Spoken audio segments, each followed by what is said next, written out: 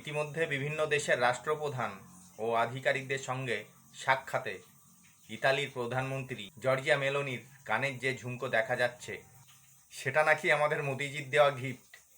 ভারতবর্ষের গুজরাটে তৈরি হওয়া সামান্য 1 টাকার মেলোডি নামক ট্রফিও পুরো নেট দুনিয়ায় ভাইরাল কয়েকদিন থেকে। Meloni plus Modi is equal to melody.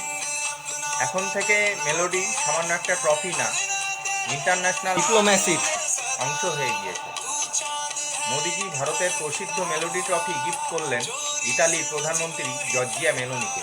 ভিডিওটা মেলোনি নিজেই শেয়ার করেছে সোশ্যাল মিডিয়ায়।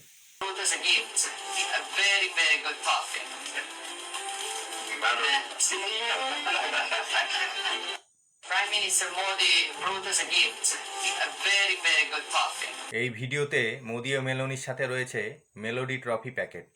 এখান থেকেই ঝড়ের গতিতে ভিডিও ভাইরাল হয়ে গেছে। ব্যাস, তারপর থেকে শেয়ার বাজার কাঁপিয়ে দিয়েছে। এরপর যা হয় আর কি, লোকে ভেবেছে মেলোডি ট্রফি বানানো কোম্পানি শেয়ার বাজারেও লিস্টেড আছে, আর নিবেশকরা ধমাধম কিনে নিয়েছে পার্লি ইন্ডাস্ট্রির শেয়ার। এর ফল কোম্পানির শেয়ারে লাগা 5%-এর আপার সার্কিট। এখান থেকেই টুইস্ট, নিবেশকরা যে কোম্পানির শেয়ার কিনেছে তার সাথে মেলোডি ট্রফির কোনো লেনদেন নেই। আসলে মেলোডি ট্রফি তৈরি করে পার্লি প্রোডাক্ট এই কোম্পানি। এই কোম্পানি শেয়ার বাজারে লিস্টেড নেই, মানে তালিকাভুক্ত নেই। আর যে শেয়ারে নিবেশকরা পয়সা লাগিয়েছে ওইটা হলো পার্লি ইন্ডাস্ট্রিজ, যা একটি রিয়েল এস্টেট কোম্পানি। শুধু নামের কনফিউশনে লোকে নিবেশ করে দিয়েছে। যখন কোনো একটি শেয়ারকে কেনার জন্য প্রচুর লোক হয়ে যায় কিন্তু বিক্রি করার জন্য প্রায় কেউই থাকে না, তখন তার দাম তীব্র গতিতে উপরের দিকে যেতে থাকে। এই সময় এক্সচেঞ্জ একটা লিমিট সেট করে। যখন শেয়ার উপরের সীমা পর্যন্ত পৌঁছে যায় তখন তাকে বলে আপার সার্কিট। তার মানে ওই দিন শেয়ার ওর থেকে উপরে উঠতে পারবে না।